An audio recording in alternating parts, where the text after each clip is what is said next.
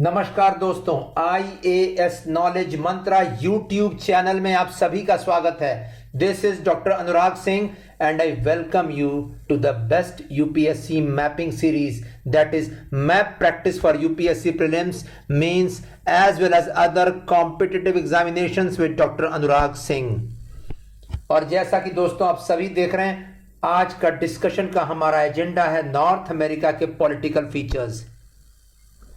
In fact north America के political features के session को हम लोगों ने दो में डिवाइड किया है। अभी हम देखने वाले हैं कनाडा के political features. In the subsequent session to be uploaded within a couple of days हम लोग देखेंगे यूनाइटेड स्टेट्स ऑफ अमेरिका के पॉलिटिकल फीचर्स। तो आज हमारा पूरा ध्यान केंद्रित होगा। We would be focusing totally upon Canada's political features along with that current affairs, and we will end the session with some expected questions which can be asked in UPSC prelims, as well as हम ये भी देखेंगे हम लोग कहाँ add कर सकते हैं मेंस में, यूपीएससी के मेंस एग्जामिनेशन में वैल्यू एडिशन इस टॉपिक से। तो चलिए शुरू करते हैं आज का सेशन। और मैं बता दूं आपको, अगर आपको इस सेशन का फ्री पीडीएफ चाहिए तो आपको आना पड़ेगा हमारे टेलीग्राम चैनल IAS टॉपर्स मंत्रा पे। आज शाम को, that is today in the evening, the free PDF of this session will be uploaded upon the IAS Toppers Mantra channel।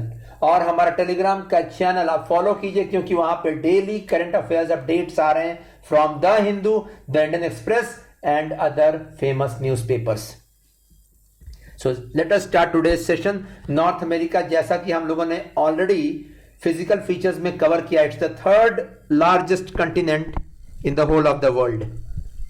तीसरा सबसे बड़ा कंटिनेंट है ये, महाद्वीप है ये क्षेत्रफल के हिसाब से। And it lies completely in the northern hemisphere.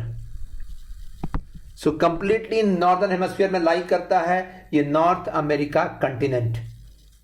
It also includes the portion of Greenland.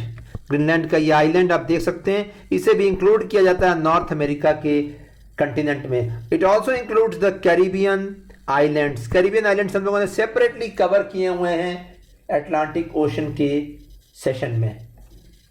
तो नॉर्थ अमेरिका में अगर देखें हम, तो बेसिकली हमें मिलते हैं three major countries. First is Canada out here, second is United States of America out here, and third is Mexico.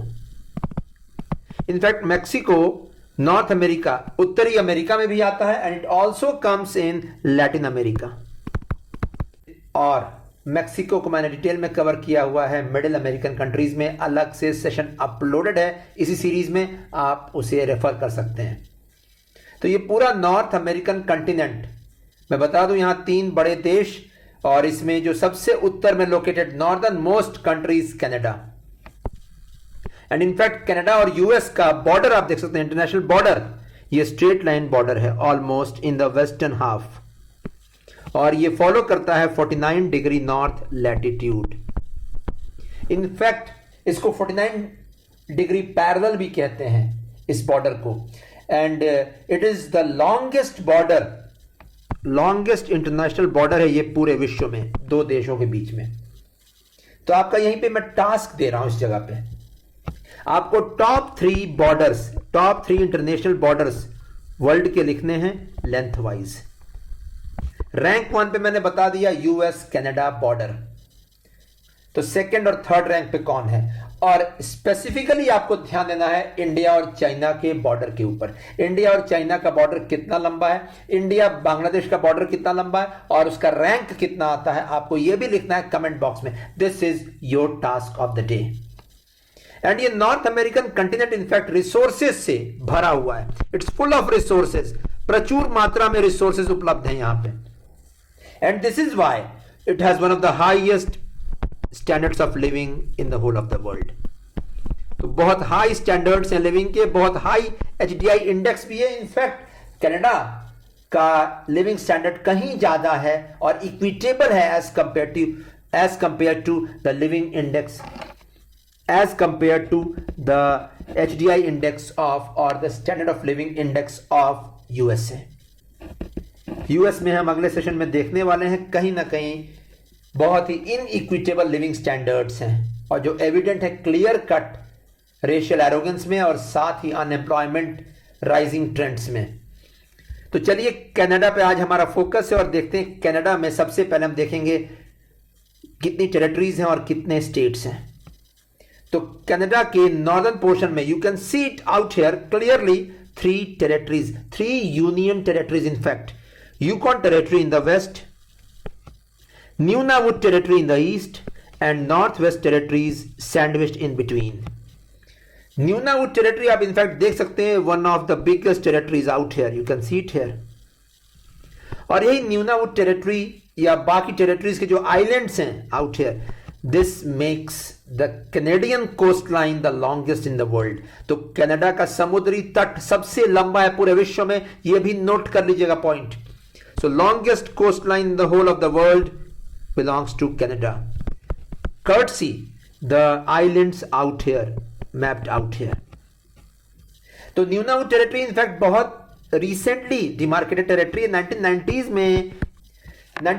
में यहां पे इनफैक्ट एक बहुत ज्यादा लोकल कॉन्शियस मूवमेंट राइज किया था यहां के एस्किमोस के बीच में, इनुक्स के बीच में। Inuks are the people living out here, Inuks या इनुइट्स कहते हैं। एंड यही वजह था that finally the government had to demarcate this area as a union territory. तो यूकॉन टेरिटरी हो या नॉर्थ वेस्ट टेरिटरीज हो या न्यूनाउट टेरिटरी हो, यहां के कल्चर को प्रिजर्व रखने के लिए the government of Canada has gone ahead to demarcate it as a centrally administered province. And Canada का अगर हम साइज देखें out here, you can see the size of Canada. It is the second biggest country of the world after Russia. And लेकिन अगर overall population देखें हम distribution, तो population maximum Canada का डिस्ट्रीब्यूटेड है near the US border out here. In fact only 1/10 of Canada is inhabited by people. The rest 90% of Canada is uninhabited. 90% जगह Canada में कोई नहीं रहता है। ओनली 10% जगह में पूरा पॉपुलेशन रेसाइड करता है कनाडा में। एंड मेजर लैंग्वेजेस अगर देखें हम कनाडा के, तो ये हैं English, French and recently Punjabi को भी ऑफिशियल लैंग्वेज बनाया गया यहां पे। तो ये बहुत ध्यान देने वाला पॉइंट, इंग्लिश, फ्रेंच और Punjabi, 3 famous languages, 3 famous official languages. Punjabi was declared the official language of Canada in 2016, very recent out here. तो नॉर्दर्न रीजन अभी आपने मार्क किया, ये टेरिटरीज का पोर्शन, ये नॉर्दर्न रीजन है, उत्तरी पार्ट है कनाडा का, पूरे आइलैंड्स हैं यहाँ पे, पूरा बर्फीली जगह है ये। And it is completely frozen through out the year. यहाँ पर्मा फ्रॉस्ट बेल्ट भी इसे कहते हैं, ये पर्मा फ्रॉस्ट का बेल्ट है। Perma Frost is the completely frozen soil. तो यहाँ की मिट्टी कंप्लीटली फ्रोजन है, all because through out the year यहाँ पे या तो बर्फ से जमीन ढकी रहती है, it is snow covered for the maximum part of the year. और यहाँ पे इन टेरिटरीज में कौन से लोग रहते हैं? They are the local tribals, the local inhabitants. और इस बेल्ट में आर्कटिक सर्कल भी गुजरता है इस बेल्ट से, आप देख सकते हैं the Arctic circle crosses through this belt. And carrying out a living out here is very very difficult. Livelihood बहुत डिफिकल्ट है यहाँ पे। इनफैक्ट यहाँ के अडेप्टेशंस, जो यहाँ पे अडेप्ट कर पाया वही यहाँ पे रह सकता है। और ये पूरा अडेप्टेड, और ये इनुक्स या इन्यूट्स मैंने बताया अभी, ये अडेप्टेड है इस बेल्ट में रहने के लिए। और वेरी रिसेंट एक और भी नया न्यूज़ आया, यहाँ पे मिनरल माइनिंग शुरू कर दी गई इस बेल्ट में। ये एक हब बनता जा रहा है माइनिंग के लिए। सो अब आगे देखना होगा कि इस जगह पे इंडस्ट्रियल डेवलपमेंट को कैसे बैलेंस करती है सरकार इस बेल्ट में लोकल इंडिजिनस कल्चर को मेंटेन करते हुए। How does the government go ahead with sustainable development, that is economic development, industrial development, mining development in the belt along with preserving the local culture? That is a big question out here. And this region is also very famous for the carbon stock. Carbon stock बहुत important है। ये permafrost में दबा हुआ है carbon stock. ये carbon stock का मतलब क्या है? बहुत पहले आइस एज में, when ice covered the maximum portion of the earth, at that time many animals and plants got buried inside this ice. And in fact ये सॉइल के नीचे ये पूरे प्लांट्स और एनिमल्स के remnants आप देख सकते हैं. The remains of plants and animals are clearly evident in the soil of the permafrost belt of northern Canada. And once the ice melts, all because of global warming, this carbon is going to get released. और यही rise करेगा, इससे rise होगा carbon dioxide का. यही तो danger आगे चलकर होने वाला है. In short, global warming accentuate बढ़ जाएगा, बहुत ज्यादा तेजी से होगा. All because the ice is melting, the carbon stored in this belt will get oxidized with oxygen to form carbon dioxide. और लास्ट 2-3 ईयर्स में 2016-17 से बहुत ज्यादा फायर के इंसिडेंट्स देखे गए इस बेल्ट में. तो ये भी आपको ऐड करना, वैल्यू एडिशन है ये ग्लोबल वार्मिंग में. आइस मेल्ट जहां करेगा वैसे ही कार्बन यहां जो दबा हुआ है कार्बन स्टॉक, उस ऑक्सीडाइज होकर उसमें आग लगेगी and it will give rise to increase production of carbon dioxide in the global atmosphere. So that is the complete concept about the northern territories. 3 territories नाम याद कर लीजिएगा, west to east. Moving ahead, in 3 territories के बाद हम Canada के lower portion में चलते हैं, that is the southern portion.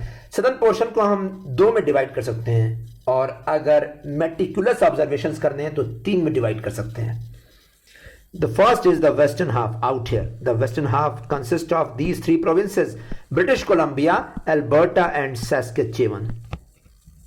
And many times even Manitoba is taken up in this portion, and this whole region is known as west central portion of Canada. तो ये 4 provinces, 4 states. Canada भी एक federal country है. That means centre और states में power बटे हुए हैं. एंड सेकेंड पोर्शन जो इंपॉर्टेंट है कनाडा में, that is the eastern half, that consist basically of 2 big provinces of Ontario and Quebec. Out here you can see it here. ये 2 बड़े प्रोविंसेस और बहुत सारे छोटे छोटे provinces. For example new फाउंडलैंड and Labrador आप देख सकते हैं यहां पे. This whole belt along with that Prince Edward Islands, very small island out here, along with that New Brunswick out here and Nova Scotia. तो new Brunswick, Nova Scotia, Prince Edward island, Newfoundland and Labrador along with Ontario and Quebec forms the eastern half of the Atlantic half of Canada. इसमें Ontario and Quebec का जो southern portion है that lies upon the great Lakes out here. Great Lakes मैंने names बताए थे North America के physical features में. We are going to see this in this session as well. वहां पे अलग से एक रीजन डिमार्केट हम कर सकते हैं, the great lakes region, all because it is the industrial hub of Canada. तो चलिए सबसे पहले देखते हैं the western half of Canada, the British Columbia, Alberta, Saskatchewan and Manitoba. So this belt is very famous for 2 things. First, lumbering is very common in British Columbia. Lumbering out here. तो इसी lumbering industry के कारण यहाँ पे paper and pulp industry और timber industry बहुत फल फूल रहा है ब्रिटिश कोलंबिया में. तो लंबरिंग इंडस्ट्री नोट कर लीजिएगा. और ये सारी चीजें इसलिए क्योंकि यहाँ पे रॉकी माउंटेन्स का बेल्ट है और यहाँ पे होती हैं सॉफ्ट वुड ट्रीज जो बहुत लाइट वेट की होती हैं. And they can be utilized in, they can be cut, the logs can be put in water, they float, and they can be utilized subsequently in the paper and pulp industry. तो paper industry का बहुत बड़ा hub British Columbia, that is in Canada.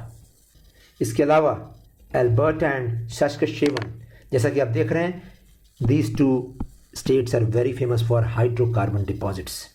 और hydrocarbon में हम देखने वाले हैं आज टार सैंड डिपॉजिट्स. तो यहाँ पे बहुत फेमस टार सैंड्स, और इसके लिए बहुत फेमस है अल्बर्टा स्पेसिफिकली, मैं बता दूं आपको. सब्सिक्वेंटली मैनिटोबा जो लास्ट स्टेट है वेस्ट सेंट्रल पोर्शन में, मैनिटोबा हब है प्रेरीज का, and prairies are the granaries of the world. In fact यहाँ पे एक सिटी है विनीपेग, और यही विनीपेग में कहा जाता है it is the granary center of the world, the biggest wheat center of the world, all because of the wheat exports which is carried out from Winnipeg out here. So this is the western portion and the central portion. As far as the eastern provinces are concerned, eastern provinces में आप देख सकते हैं Ontario, Quebec, Nova Scotia, new Brunswick, Prince Edward Island and new फाउंडलैंड. इसमें जो सबसे famous reason है mining के लिए, that is this portion, the Labrador peninsula. ये क्वेबेक में भी आता है और लैब्राडोर में भी आता है. यहाँ पे ये बहुत फेमस है. मिनरल्स यहाँ पाए जाते हैं. आयरन और famous mineral, asbestos, tin, manganese, means mineral का नाम लीजिए, वो सब कुछ यहाँ पाया जाएगा. And it is a part of Canadian shield. Canadian shield क्या है, मैंने लास्ट सेशन में बताया था आपको. कनाडा में Canadian shield, the oldest set of rocks out here in this belt. तो ये Labrador peninsula very famous for mining. वहीं न्यू फाउंडलैंड जो यहाँ पे आपने देखा island, it is very famous for fishing. और जो न्यू फाउंडलैंड के साउथ में कुछ आइलैंड्स है, specifically Prince Edward Island and Nova Scotia portion, this is very very famous as agriculture hubs. तो यहाँ खेती होती है, specifically fruits are cultivated in this belt. तो ये आपने डिटेल में देख लिया नॉर्दर्न टेरिटरीज का पार्ट और वेस्ट सेंट्रल पोर्शन और साथ में ईस्टर्न पोर्शन. डिटेल में हम देखने वाले हैं आगे चलकर सिटीज़ यहाँ की, और हम ये भी देखेंगे ग्रेट लेक्स रीजन में कौन कौन सी इंडस्ट्रीज एस्टैब्लिश्ड हैं. So first let us see the cities. Vancouver, as you can see, it lies in British Columbia out here. It is on river Fraser, very very important. River Fraser पे located Vancouver. Atlas निकालिए तुरंत, pencil उठाइए और mark कर लीजिए Vancouver city. और ये वही शहर है जो लंबरिंग के लिए बहुत फेमस है, लंबरिंग इंडस्ट्री. और ये वही शहर है जहां पे इनफैक्ट बहुत साइजेबल पॉपुलेशन इंडियंस का और फिलिपिनोज का और चाइनीज का रहता है. So Chinese, Indians and Filipinos reside in Vancouver, a sizeable population. Next Winnipeg. मैंने अभी बताया आपको विनीपेग मैनिटोबा में लाई करता है. मैनिटोबा प्रेरीज का हब है and it is the biggest wheat centre of the world, this Winnipeg city. Winnipeg city lies on lake Winnipeg. Mark कर लीजिएगा लेक विनीपेग. तो ये सेकेंड इंपॉर्टेंट सिटी. ये दोनों शहर वेस्ट सेंट्रल हाफ में. Third Edmonton and Calgary, both cities are important. They are in Alberta province और यहाँ पे क्रूड ऑयल के रिजर्व्स हैं, साथ में टार सैंड्स के रिजर्व्स हैं. तो ये तो वेस्ट सेंट्रल पोर्शन हो गया कनाडा का जो मैंने बताया था अभी. नेक्स्ट ईस्टर्न पोर्शन में टोरंटो आप देख सकते हैं. टोरंटो लार्जेस्ट सिटी है कनाडा का, ग्रेट लेक्स रीजन में लाई करता है. हम देखेंगे लेक ओंटारियो पे लोकेटेड है Toronto. Next Montreal. Montreal oldest port है पूरे नॉर्थ अमेरिका का. It is the oldest port of North America and it at present is the centre of ship building. It lies on Saint Lawrence river. Saint Lawrence lake Ontario से निकलती है and it combines in Atlantic Ocean. तो Saint Lawrence river पे lie करता है. Montreal locate कर लीजिएगा, very important, ship building industry के लिए बहुत important. Next Ottawa. Ottawa as you can see it here, it lies on river Ottawa. ये एडमिनिस्ट्रेटिव कैपिटल है कनाडा का, बहुत important administrative capital of Canada, Ottawa. Next Quebec city. आप देख सकते हैं क्वेबेक का लोकेशन आउट हियर. तो अगर हम लेक ओंटारियो से आगे बढ़ेंगे तो टोरंटो सबसे पहला आएगा लेक ओंटारियो के पास. Next Ottawa will come up, next Montreal comes up, next Quebec comes up. So आपको ये ऑर्डर में याद रखना है. On the Saint Lawrence river the order of arrangement of cities. So last city is Quebec and it is the cultural city of French Canada. In fact ये वही belt है जहां पे French speaking population maximum reside करती है Canada की. And 2 languages in fact अभी तक फेमस थे कनाडा में, अब 3 लैंग्वेजेस हो गए हैं, French, English and Punjabi. And if you'll see the French speaking population, it resides in the eastern half, this belt, ये फ्रेंच स्पीकिंग है. वहीं the western half is English speaking. और अगर इंडियंस की बात करें पंजाबी स्पीकिंग पॉपुलेशन की, तो वो पूरे कनाडा में डिस्पर्स्ड हैं, हर जगह चले गए हैं. but specifically western portion has a much larger proportion of Punjabis. So Punjabi is now the third official language, आप देख सकते हैं यहाँ पे. नेक्स्ट इंपॉर्टेंट है हडसन बे का रीजन, और यहाँ से सवाल निकल सकते हैं विच 3 प्रोविंसेस और विच 3 states and 1 union territory encircle the Hudson Bay. So you can see it here, Manitoba, Ontario and Quebec province. तो क्वेबेक प्रोविंस भी है, क्वेबेक सिटी भी है, बहुत इंपॉर्टेंट है, ये पॉइंट याद कर लीजिएगा. And Manitoba, Ontario and Quebec, MOQ. So this is the order from west to east, and Nunavut borders it from the north. Very important. चलिए आगे बढ़ते हैं और देखते हैं Great lakes region. Great lakes region बहुत इंपॉर्टेंट है और ये इनफैक्ट इकोनॉमिक हार्ट है कनाडा का. इकोनॉमिक हार्ट है ये नॉर्थ अमेरिका का, all because of the concentration of the manufacturing activities. And as you can see it here, कुछ फेमस सिटीज, बस बहुत ईजी है याद करना. लेक ओंटारियो ऑनवर्ड्स ही कनाडा का मैन्युफैक्चरिंग बेल्ट लोकेटेड है on Saint Lawrence. And you can see it here, Lake Ontario पे टोरंटो. इनफैक्ट टोरंटो के साथ में एक वहाँ सिटी है Hamilton. Toronto and Hamilton are located just very near to each other. And Toronto, largest city है Canada का, वहीं Hamilton is the hub of iron and steel industry. Very very important. So iron and steel industry का hub Hamilton. Next आप देख सकते हैं आगे lake Ontario के ईस्टर्न पोर्शन में Kingston city. Kingston city is the hub of locomotives and automobiles. तो automobile manufacturing और लोकोमोटिव्स के लिए बहुत फेमस किंगस्टन. जैसे कि इंडिया में गुड़गांव का बेल्ट फेमस है, वैसा ही किंगस्टन का बेल्ट फेमस है कनाडा में. Next Ottawa. Ottawa, as I told you that Ottawa is the administrative centre of Canada. और उसके तुरंत बाद Montreal and Quebec, as you can see it here. Montreal is the oldest port of North America. As I told, it is a manufacturing hub of Canada. And lastly, Quebec is the cultural capital of the Eastern Canadian portion. Eastern Canadian portion. तो ये order में याद कर लीजिएगा. मैं यहाँ examiner रहूँगा. I will be especially interested in asking question of arrangement of cities on Saint Lawrence. तो ये ज़रूर से देख लीजिएगा. एंड इसमें सबसे इम्पोर्टेंट है टोरंटो एंड हैमिल्टन बेल्ट, जो कि western part of lake Ontario में लाई करता है. और यहाँ पे एक और भी फेमस पॉइंट, यहाँ पे एक बहुत crucial point, Ontario is the only state of Canada having border with all the great Lakes which lie in Canada. तो ये जितने ग्रेट लेक्स कनाडा और यूएस के बीच में लाई करते हैं एक्सेप्ट लेक मिशिगन, तो ये सारे ग्रेट लेक्स को बॉर्डर करता है Ontario province. Very very important. Next slides Canadian industry के ऊपर है. मैंने बताया आपको Manitoba state very famous for food processing industry, that is wheat centre है यहाँ पे Winnipeg. Next Ontario and Quebec state are very famous for industrial hubs, manufacturing hub out here.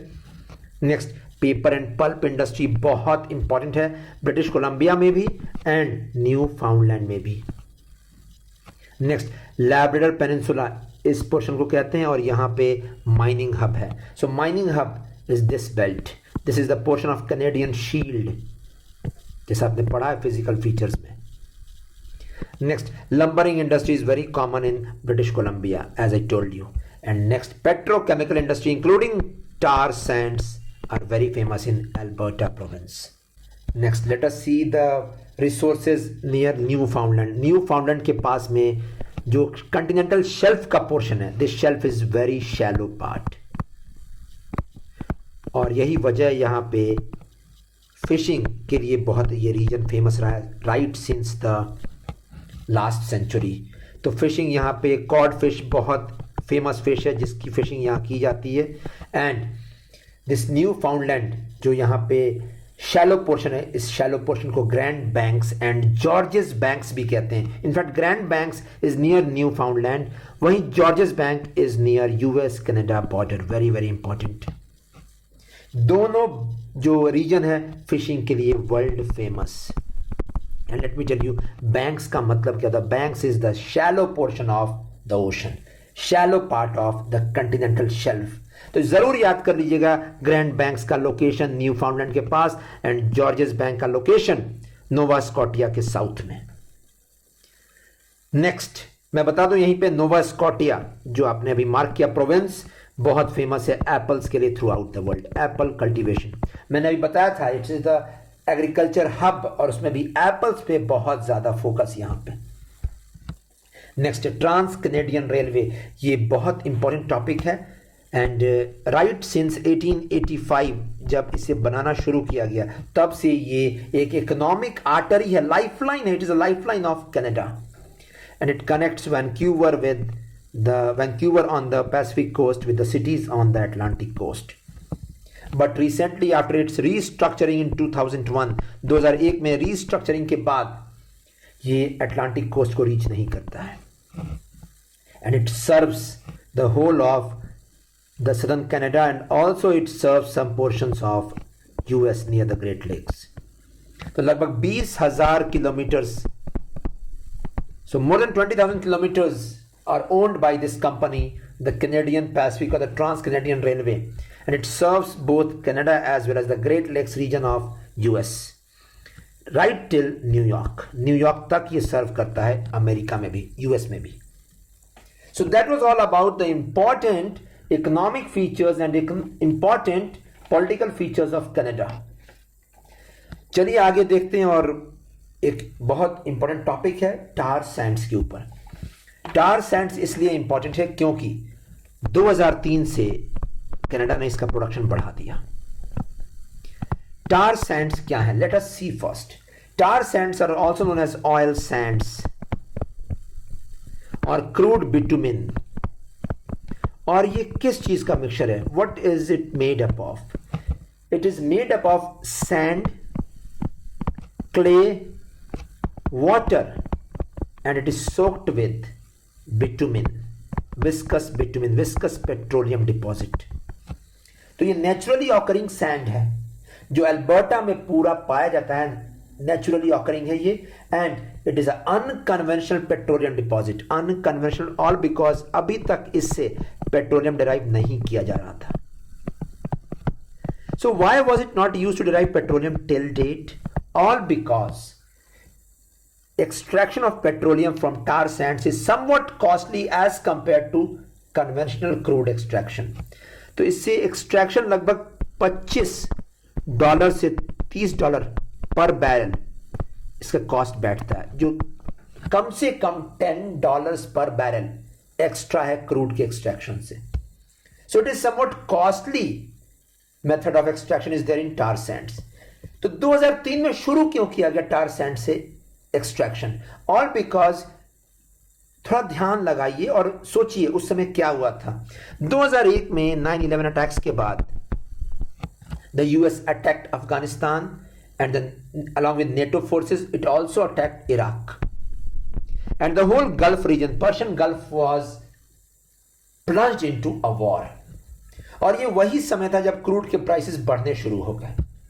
The crude prices shot up to more than $70 per barrel. It also crossed $130 per barrel in 2013, one of the heights of prices of crude. और उसी समय Canada ने सोचा that why not extract the bitumen from tar sands, extract petroleum, extract this unconventional petroleum deposits, क्योंकि इससे फायदा पहुंचेगा Canada को और कनाडा का इससे इकोनॉमिक प्रोस्पेक्ट्स बूस्ट अप हो गए। सो टार सैंड्स इंपॉर्टेंट है और ये कनाडा का आधा 50% petroleum is accounted by tar sands. It is the world's most destructive oil operation, as you can see it here. Most destructive. Environment के लिए बहुत destructive है ये। And फिर से मैं बता रहा हूँ, composition याद कर लीजिएगा। It is made up of sand. It is a naturally occurring deposit. Sand, clay, water, soaked with bitumen. Bitumen is viscous out here. और कनाडा के अलावा और कहाँ ये टार सैंड्स पाए गए हैं, लोकेट किए गए हैं? They have been located in Russia first, second Kazakhstan and third Venezuela.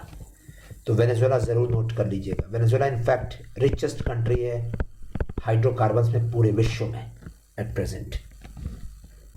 Next moving ahead towards current affairs, आप देख सकते हैं कनाडा में पंजाबी लैंग्वेज को ऑफिशियल लैंग्वेज घोषित किया गया, थर्ड ऑफिशियल लैंग्वेज 2016 का ये news, and it makes it this news very very important. That means the substantial population of Canada is made up of the Punjabi speaking population, and you can see it here. The decision comes after 4 years of Punjabi being the most important language in the parliament and after the election of 20 Punjabi speaking candidates to the House of Commons.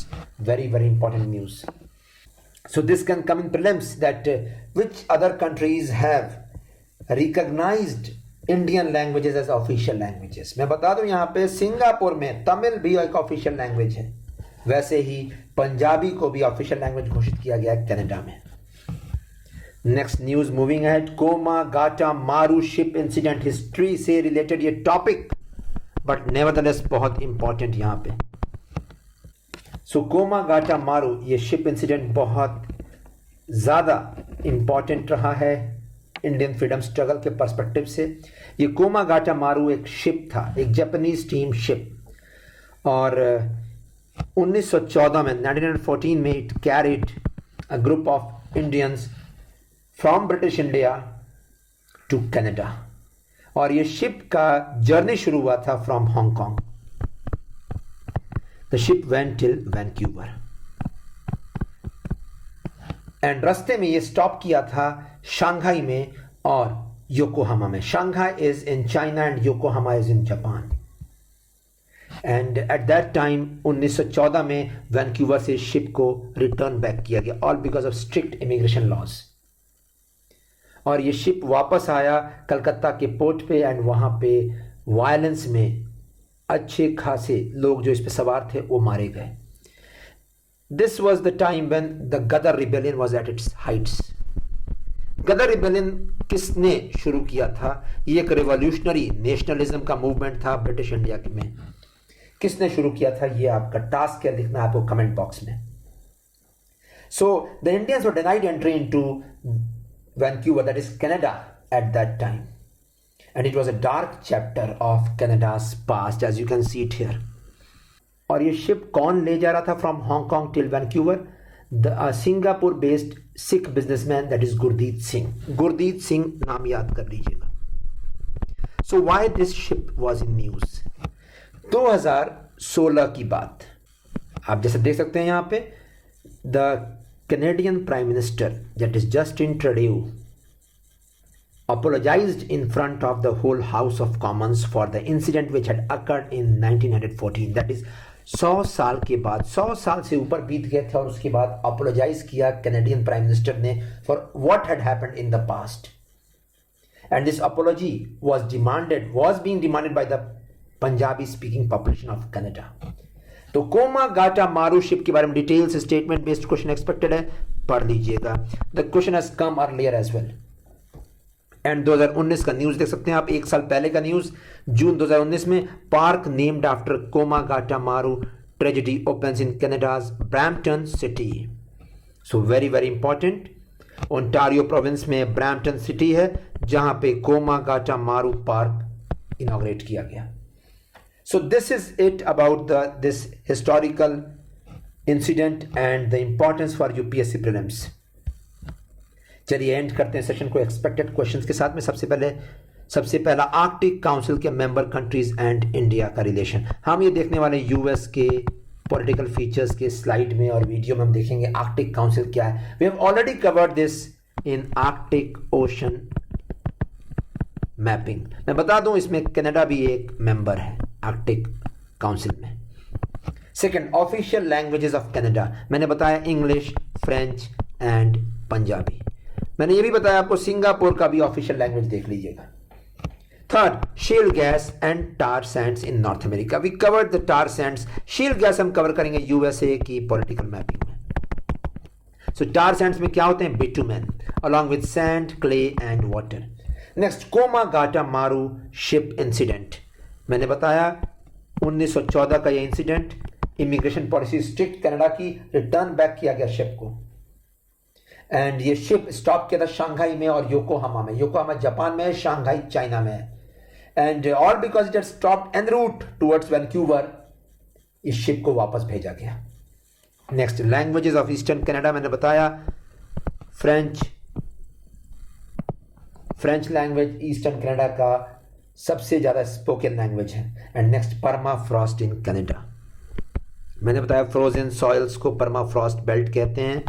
And all because of global warming, the ice is melting in this belt, the frozen soils are melting, and इसके अंदर carbon stocked up है, buried up है, dead animals और plants। और once the complete ice melts away, ये पूरा belt burn करने लगेगा, because carbon will be oxidized by oxygen to release CO2।